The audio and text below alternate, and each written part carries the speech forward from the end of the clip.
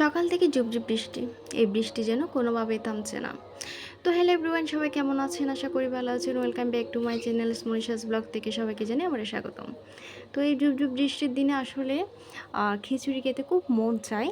তো আজকে বানিয়ে ফেললাম ঝটপট করে আমার প্রথম বা ফার্স্ট টাইম খিচুড়ি বানানো। তো এই যে চাল নিলাম, চালের সাথে মসুর ডাল নিলাম 1 কাপ, তার সাথে আবার মুগ ডালও নিলাম 1 কাপ।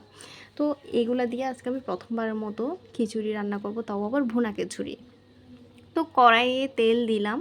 তো তেলের মধ্যে আমি সব কিছু একদম পেস্ট করে রাখা রসুন, আদা, পেঁয়াজ সব কিছু দিয়ে দিলাম। তার সাথে গরম মশলাও দিলাম, কিন্তু দেখাতে ভুলে গিয়েছি। এরপর সব মশলা, লবণ, তেজপাতা সব কিছু দিয়ে দিলাম। সব কিছু দিয়ে ভালো করে মিক্স করে নিলাম। আর মিক্স করার পর চাল ডাল সব একসাথে আমি ধুয়ে রেখেছিলাম, কিছুক্ষণ ঝরিয়ে রেখেছিলাম।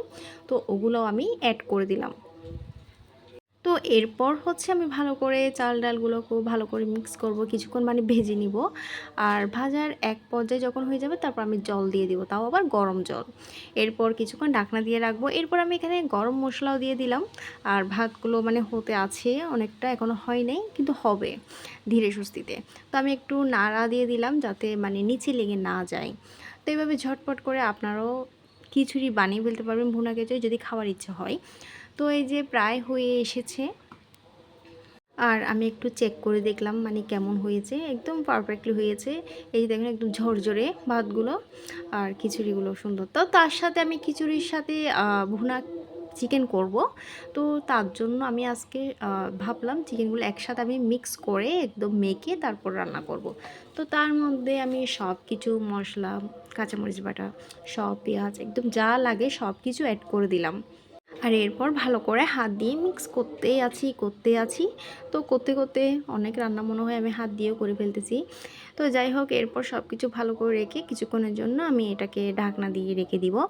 এরপর আমি কড়াই বসাবো। কড়াইয়ের মধ্যে তেল দিলাম, তেলের মধ্যে আমি আলুগুলো ভেজে নিলাম। তার মধ্যে কিছু আমি ছোটো ছোটো আলু কেটে রেখেছি।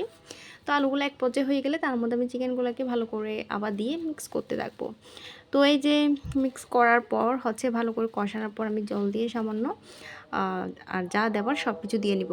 আর গরম গরম খিচুড়ির সাথে আসলে মাংসটা একদমই যায়, নাইলে হয় না, ভালো লাগবে না, তার জন্য এটা করা। এই যে ফাইনালি হয়ে গেল আমার গরম গরম চিকেন বোনা। একদম গরম ধোয়া বের হচ্ছে এখনও। তো এখন পরিবেশনের পালা। এই যে আমি খিচুড়িগুলো নিলাম ভালো করে, তার সাথে শসা, পেঁয়াজ আর হচ্ছে চিকেনগুলোকে নিচ্ছি। এই যে আমার একদম পারফেক্টলি রেডি। তো আপনাদের যদি মানে চটপট করে যদি খিচুড়ি খেতে ইচ্ছা হয়, ঠিক এভাবে করে বানিয়ে নিতে পারবেন। তো আমার আজকের ব্লগ এতটুকু। কার কেমন লাগলো অবশ্যই অবশ্যই কমেন্ট করে জানাবেন। আর পাশে থাকবেন সাবস্ক্রাইব করে। অবশ্যই ধন্যবাদ।